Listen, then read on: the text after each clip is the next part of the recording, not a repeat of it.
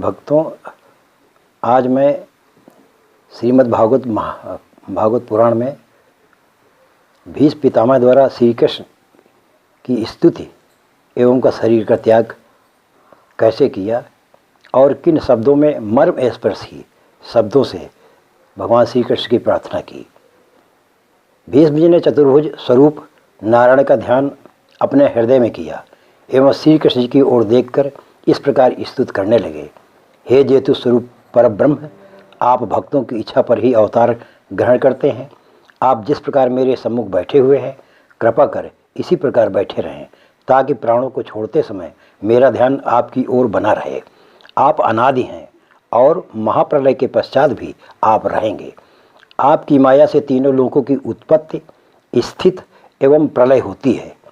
आप जन्म मृत्यु के बंधन से रहित एवं पृथ्वी का भार हरण करने के लिए ही अवतार धारण करते हैं। आपके अवतार लेने का केवल कारण यही है कि सांसारिक लोग आपकी मनोहर श्यामल मूर्ति का सदैव ध्यान करते रहें एवं भवसागर से पार होकर मुक्ति पदार्थों को प्राप्त करें।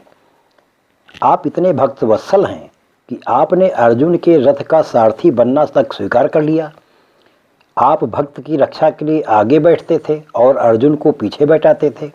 जिस समय मैं कराल बाणों को छोड़ता था, उस समय यदि काल भी सम्मुख आया तो एक बार वह भी भय से व्याकुल होकर भाग जाता, परंतु आपने अर्जुन की रक्षा कर उन तीरों से बचा लिया और उन बाणों के प्रहारों को अपने ऊपर सहा।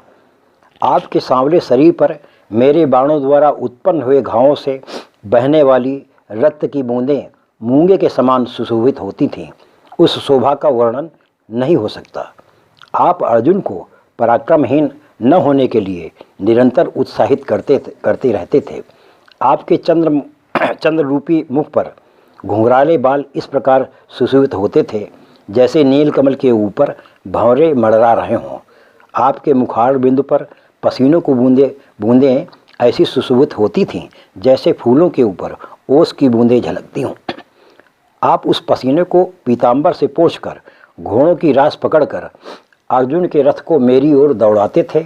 मैं चाहता हूँ कि आपका वह स्वरूप मेरी आँखों में सदैव बसा रहे और आपके कमल रूपी चरण मेरे हृदय से बाहर न होने पावें। हे प्रभु, आप अपने भक्तों का मान इस प्रकार रखते हैं कि महाभारत होने के समय आपने शस्त्र न उठाने की प्रतिज्ञा की थी और यह कहा था कि मैं शंख बजाने और रथ चलाने के लिए अतिरिक्त और कोई कार्य न करूँगा।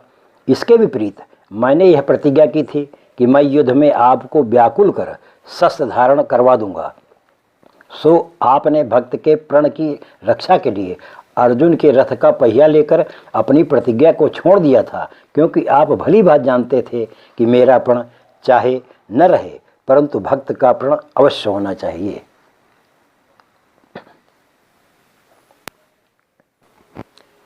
हे प्रभु, आप इस समय ऐसे प्रतीत हो रहे थे जैसे बिजली को चमकाते हुए श्याम घटा घिराई हो।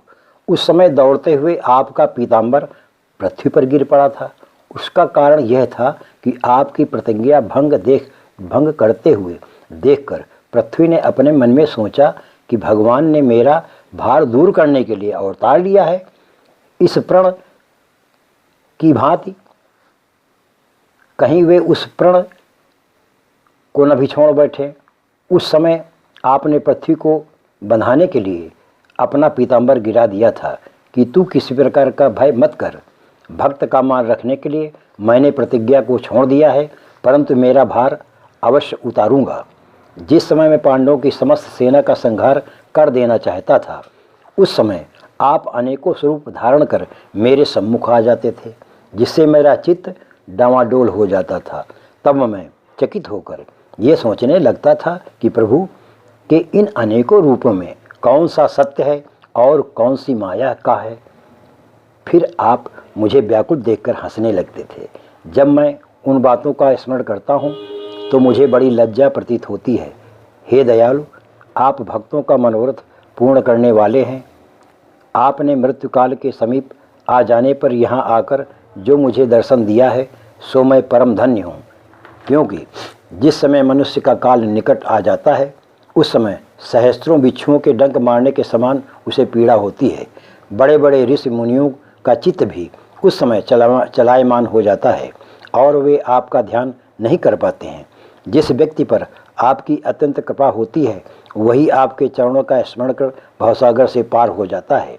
अतः मैं यही चाहता हूँ कि आपका यह स्वरूप मेरे नेत्रों में सदैव बसा रहे और मन आपके चरणों में निरंतर लगा रहे।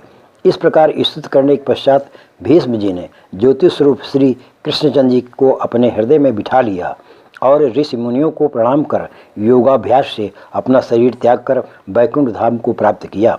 उस समय देवता आकाश से पुष्पों की वर्षा करने लगे। बोल श्री कृष्ण भगवान की जय।